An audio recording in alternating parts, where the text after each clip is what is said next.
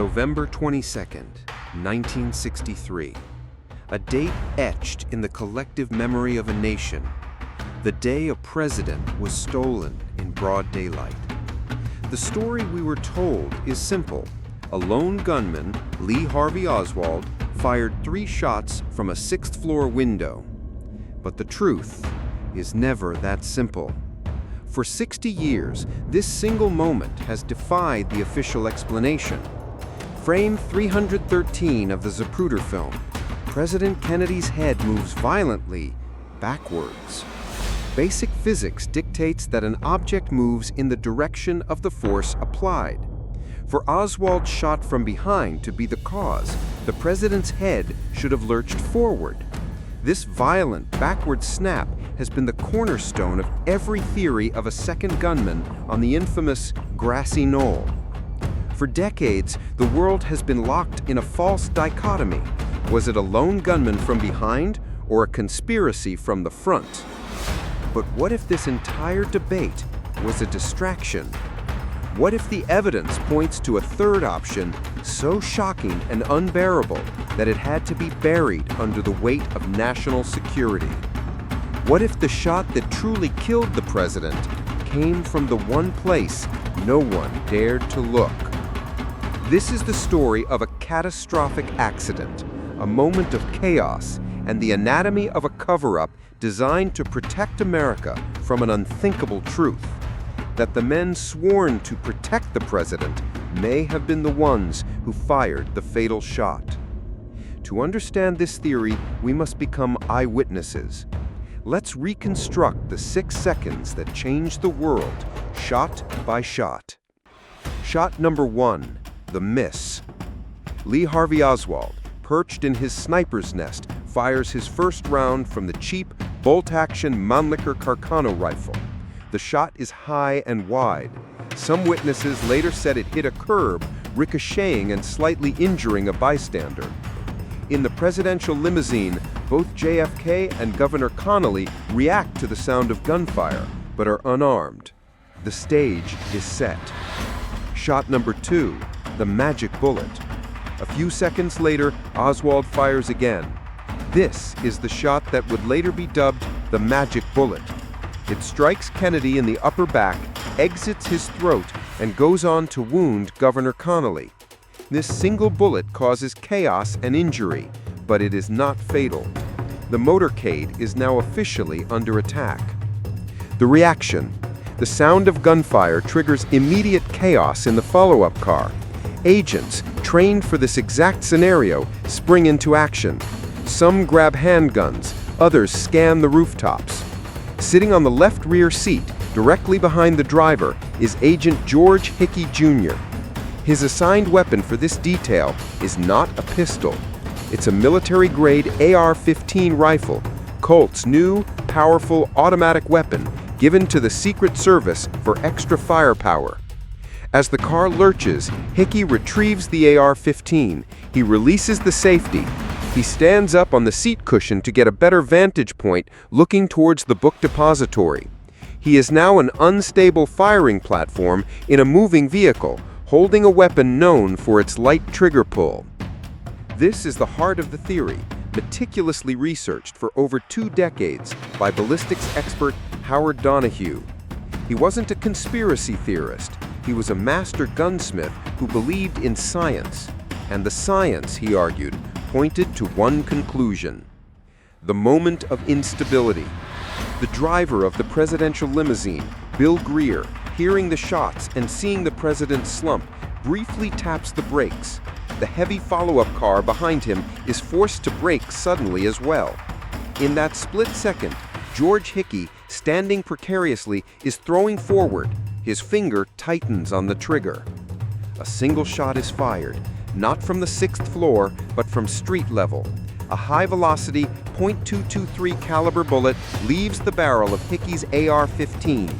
It travels just a few feet over the trunk of the limousine and strikes President Kennedy in the back of his head, creating the explosive, devastating wound seen in the Zapruder film. This theory resolves the biggest paradoxes of the assassination. The head snap. A shot from behind and slightly to the left would create the exact neuromuscular reaction that sent Kennedy's head back and to the left. The wound's nature. The massive, explosive damage to Kennedy's skull is far more consistent with a high-velocity AR-15 round than the lower-velocity, full-metal jacket bullet from Oswald's rifle. The conflicting sounds. Many witnesses, including Secret Service agents, described the third shot as sounding distinctly different, sharper, louder. This would be consistent with a shot fired in the open air close by versus a shot from a distant sixth-floor window. It wasn't a shadowy cabal or a foreign power. It was the worst-case scenario, a tragic accident in a moment of panic by a man trying to protect his president.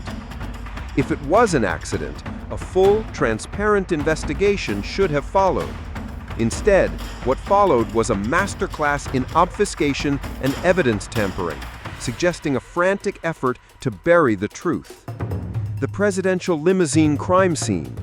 The presidential limousine was the primary crime scene.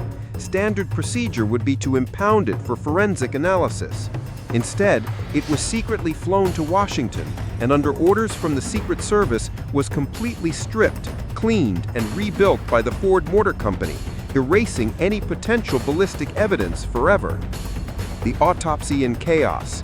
The autopsy at Bethesda Naval Hospital was a jurisdictional nightmare. The doctors were military pathologists, experts in diseases, not gunshot wounds. They were rushed and pressured by military generals and FBI agents present in the room. Crucially, they were never told by the Secret Service that doctors in Dallas had performed a tracheotomy through an exit wound in the president's throat. This led them to misinterpret the back wound, starting a chain of errors that would plague the investigation for years. And the president's brain, which could have definitively settled the bullet trajectory debate, it vanished from the National Archives in 1966. The silence of the Secret Service. The actions of the Secret Service are perhaps the most suspicious. Agent Hickey and others in the car were told by their superiors to remain silent. The agent's stories were coordinated in an internal review before they ever spoke to the Warren Commission. Why? Howard Donohue's theory provides a chillingly logical answer. Admitting that the service had accidentally killed the president would not only have been a source of unimaginable shame, it could have destabilized the government during a 10th Cold War period.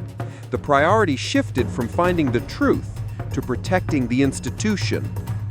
For decades, this theory was just that, a theory. But does the evidence actually support it? The scent of gunpowder. At least 58 witnesses reported smelling gunpowder at street level in Dealey Plaza, something physically impossible if the shots only came from 60 feet up. This strongly suggests a weapon was fired at ground level. The motorcycle officer's testimony. Motorcycle officer Bobby Hargis was riding to the left rear of the limousine. He testified that the headshot was so explosive that he was splattered with blood and brain matter. He was so sure the shot came from his right side, where the follow-up car was, that he immediately parked his motorcycle and ran up the grassy knoll, thinking the shot came from there. His immediate instinctive reaction points to a shot from his level. The acoustic evidence. The House Select Committee on Assassinations in the 1970s analyzed a police recording from that day. Their acoustic experts concluded with 95% certainty that there were 4 shots, with the third shot coming from the grassy knoll. While this has been debated, it officially shattered the 3-shot narrative. The accidental shot theory suggests this fourth sound could have been the AR-15 firing almost simultaneously with Oswald's final shot, creating acoustic confusion. So we are left with a difficult choice. The official story asks us to believe in a magic bullet and ignore glaring physical paradoxes. The grand conspiracy theories ask us to believe in a vast, perfectly executed plot with dozens of assassins and shadowy figures, a plot that has remained secret for 60 years. Or this alternative story, a chaotic moment, a tragic mistake by a man trying to do his job, followed by a desperate cover-up to protect a nation from an unbearable truth. This theory doesn't absolve Lee Harvey Oswald. He was a murderer who set these tragic events in motion. but it suggests the final, fatal act was not one of malice, but of tragic misfortune. It's a theory that lacks a satisfying villain. Its only villain is chaos itself. Perhaps this is why it has remained on the fringes. We crave stories of heroes and villains, of order and justice. The idea that history can be forever altered by a simple, catastrophic mistake is, in many ways, the most terrifying story of all. A story of a nation so desperate to find a monster to blame, it may have overlooked the tragic human error standing right behind the president. The truth of what happened in Dealey Plaza may be buried forever. But what theory makes the most sense to you? Let me know in the comments. And for more deep dives that challenge the official story, subscribe to Stories to Share.